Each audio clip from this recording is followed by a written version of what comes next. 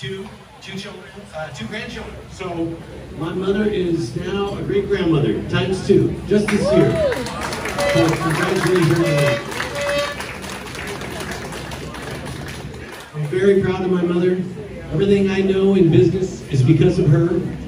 I've been in real estate my whole life here in Seattle, and I got my start because of my mother.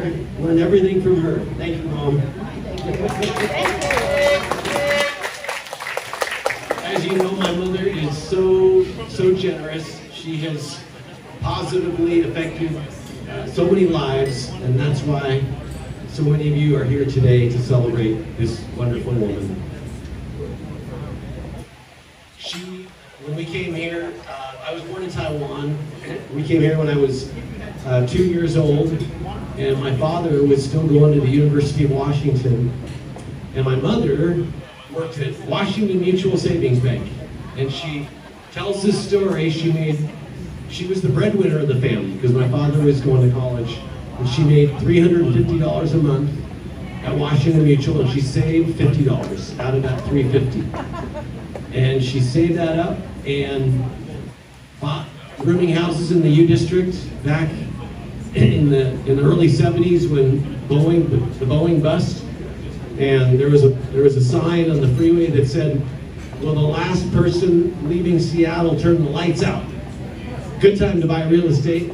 And that's how my mom got her start, and that's how I got my start, learning everything I did from her. So I'm very proud of her, very proud of all the people that she has affected in her life. It's another thing my mother used to tell me is that, you know, wealth is not what you make, it's what you keep, right? What you don't spend. But I have another definition of wealth, and that is the number of people that you positively affect in your life. And looking at this room, I think that my mother is the most wealthiest person I know. I think she has affected more people positively than anybody I know. I think we would all agree with me. Thank you, Mom. Thank you. Thank you for coming tonight, everyone. I am Xiaoyan's oldest grandchild and only grandson. Growing up with, I refer to Xiaoyan as Popo because I'm her grandson, so growing up with Popo was certainly a different experience, I would say, as you can probably imagine. First of all, we have Popo to thank for most of my traveling around the world in different countries. She took us to many countries in Asia. We went to Thailand, Vietnam, China, and also in Europe. And during that time, Popo would always talk with me and impart some wisdom with me. So some of my favorites are, one that resonates with what my dad said is, the wealthiest man is not the one who makes the most, but the one who saves the most. One of my personal favorites, why buy the cow if you get the milk for free? And, another one of my personal favorites is, she always says she's like a squirrel.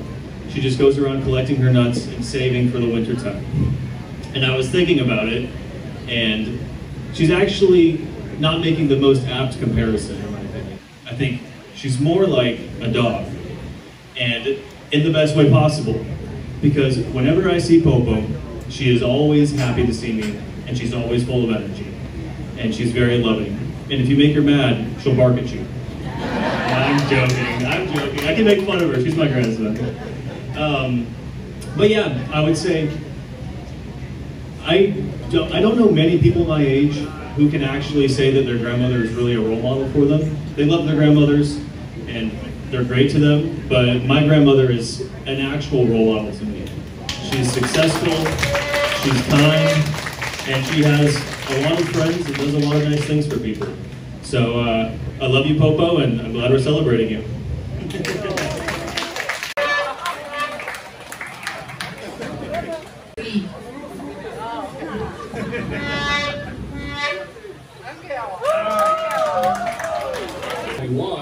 I even lived with her for a while. So today, what I would like to do is to share something about her maybe you don't know. So in Chinese, I call her 大姑妈. which means big aunt. Because she's the eldest of 4, including my dad.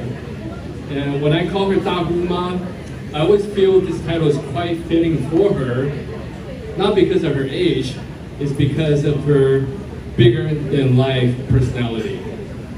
When she walks into a room, like she did today, you know she's there because her strong presence is felt by everyone.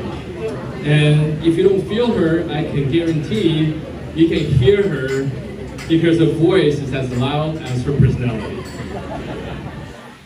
And she's always talking to everyone.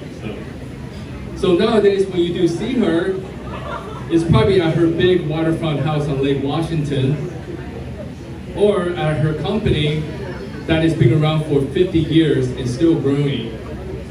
Or maybe at one of the various organizations that's charitable that she's involved in. But what most people don't know about her is that it's about her journey behind her success. So I just want to recap real quick with everyone. She is 1, first minority. 2, she's first generation immigrant. 3, she's a woman. 4, she moved to Seattle as an adult. So she never actually went to school in the United States. And number 5, with no network and very little money, she took the hardest path in business, which is to start your own small business. So let's just put our hands together for my aunt, Cheyenne, for what she's done. It's really, truly amazing.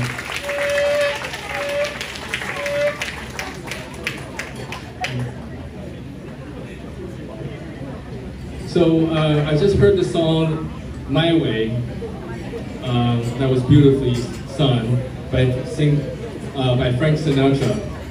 But when I hear that song, I don't really think about an old white guy sitting at a bar reminiscing about what he has done, because I know that guy had it much easier than my aunt. And Guma, you did it the Cheyenne Wu way, which is through hard work and determination. She's one of the most relentless, hardworking person I know. I've seen time and time again, she would come out of a difficult situation through her sheer will and persistence.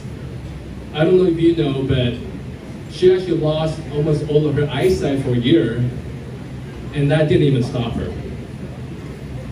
So if you can all raise your glass for Cheyenne, Grandma, I think you can be proud of what you've accomplished over the past 81 years as an immigrant minority woman. However, I know you're the most proud of the people and animals you have helped, and the friends you've made along the way, many of who are here today. So today we honor you. Happy birthday, Grandma.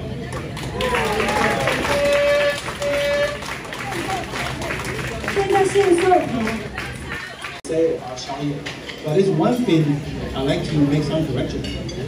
You see, 81, but to be honest with you, I don't feel like 81. It should be the other way opposite, like 18. Because Cheyenne, to me, you are always young, energetic, generous, and elegant. So you're the leader of the community. So we really, really love you and like you. So when you say, when Julie talked to me, said, hey, why don't you come over here? I said, of course, I will go there. No matter what, I will be here. So I just want to say happy birthday. And in Chinese say, 年年有今日，岁岁有今朝. And 小燕姐, we love you. And what any words can say. Thank you so much. I have known 小燕姐 for many years. It's my honor to get to know 小燕姐. So I have lived in Seattle for 25 years. Throughout the 25 years, I have met with so many people. 小燕姐 is the only one. So she is our pioneer.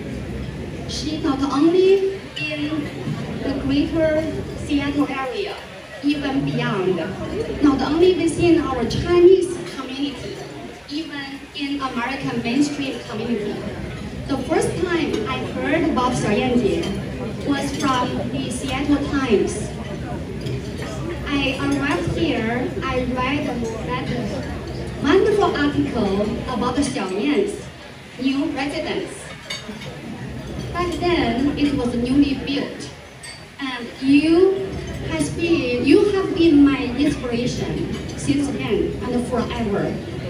So I echo what like all the other speakers gave Xiaoyan their heartfelt compliments and just 溢美之词，我觉得毫不夸张。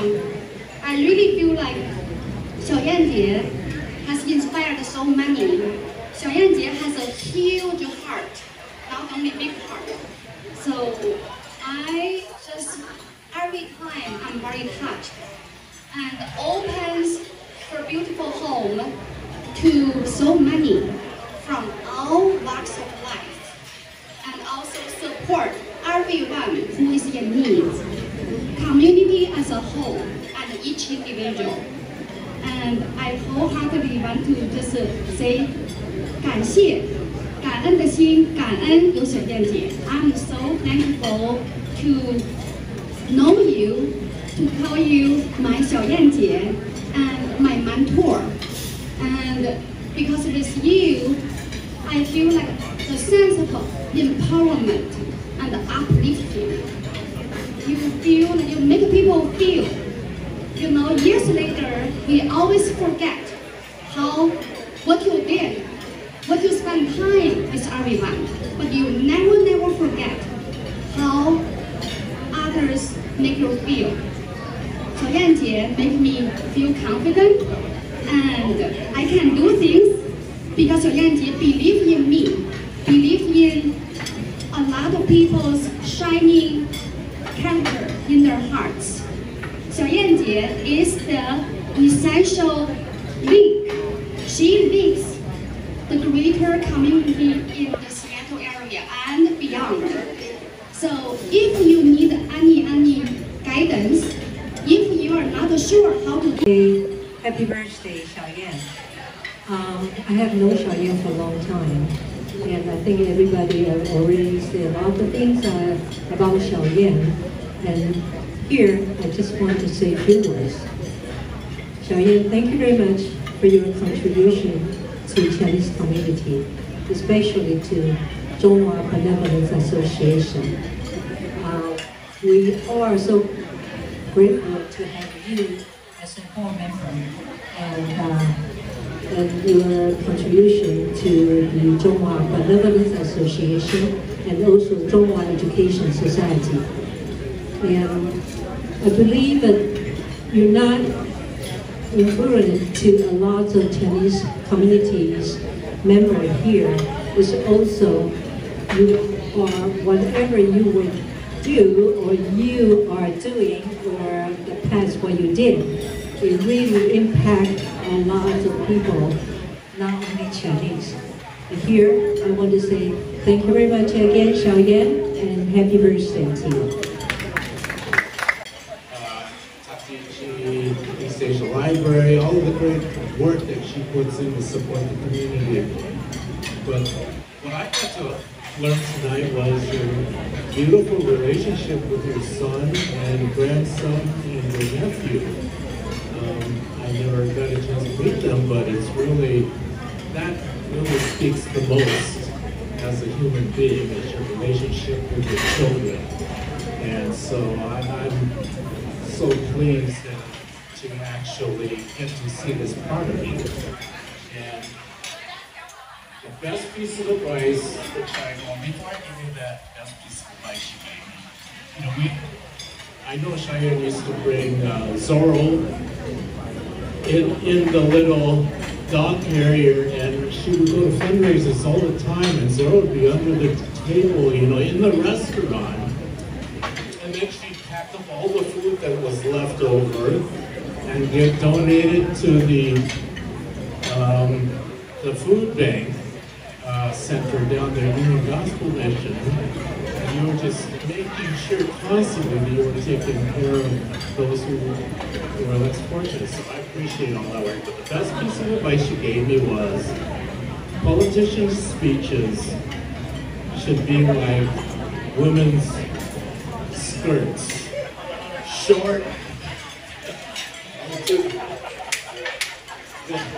Very short. Anyway, that was the best noise. So I'm going to keep this very short, just like your advice me, and wish you a happy birthday. Me too. I'm also a very first generation immigrant. I came to this country when I was 24. The very first time I get to know Xiaoyan Jie, you will never know who I get to know her through. It's actually my mother-in-law. So my mother-in-law was actually the goddaughter of your mom. They played mahjong together and had a long history together. But when I really get to know Xiaoyan, it was about 15 years ago when I joined the Zhonghua Benevolent Association, and I was honored and humble enough to be selected as one of the board members.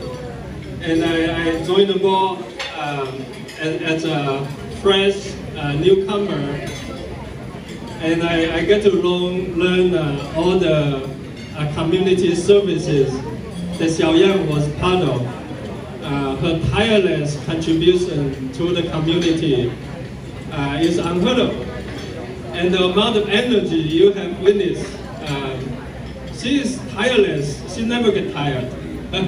At one point, I look at her business card in the back. She's like the board member, the founder, the advisor of, at one time it's like 18 different organizations. And not just like hanging the name, she's actually making things happen, initiating, getting the new people involved in different fields, in politics, in business. It's just such a tremendous influence in our community. And you witness already from the family members, from friends, and every distinguished guest here. So through that inspiration, myself, as I was elected to become the Edmond City Council 3 years ago, I get to start thinking about how to make an impact in the community. And I get to talk to Robert Ha here, and we get together and actually form an Asian Service Center. And our goal is to kind of learn from the Chinese Service Center here in Seattle that was established about more than 50 years ago to help the new immigrants, to help. Seeing everybody tonight is just a testament to your leadership. You've heard so many remarks today about how wonderful you are. There's nothing I can say that's any better than that, because I think there's not very many people as incredible as you. So happy birthday. However, when I think I went first to your home because it was a Bob Hasegawa fundraiser, because I wanted to check it out.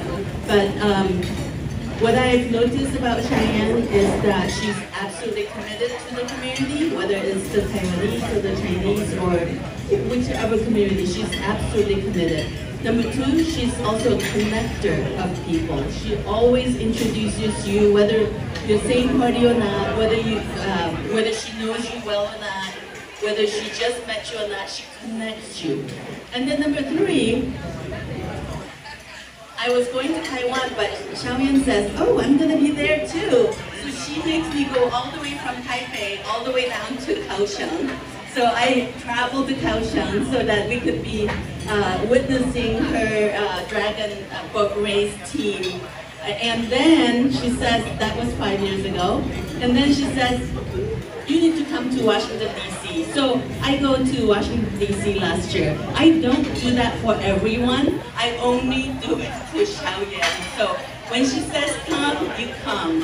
When she says meet this person, you meet that person. So I wanted to wish you a happy birthday. You are definitely a role model, especially for me, and obviously for everyone else. Happy birthday. 您招我们更生疏，你们为了我们未来的子孙，我们中国人的教育，谢谢你们2位。另外，我还要谢谢就是王来弟，很高兴你今天也参加这个练会，然后感谢你对我们台湾来的朋友，每一年在Bellevue做一个这么美的、这么大的一个盛会，感谢你10几年的努力，还有谢谢我的各位的朋友，尤其是古国强对我不舍不弃的，常常的对我鼓励，也做很多的这个臭豆腐给我吃，谢谢你。在这里再次的感谢所有的人，我没有办法一一的致谢，我只是从心里面感谢大家，真正的希望你们未来的人生美满快乐，最要紧不是钱，而是爱。你们要记得，你们要知道，你们要数你们所有的你有的东西，不要介绍，不要想到你没有的东西，有的东西感恩，感恩再感恩。也谢谢我们雷玉华，我们的艺术家，感谢你这么多年给这2年的非常的支持，感谢各位，我没有办法一一的谢谢，我只能说能够想到的，我尽量去说。再次感谢你们，谢谢。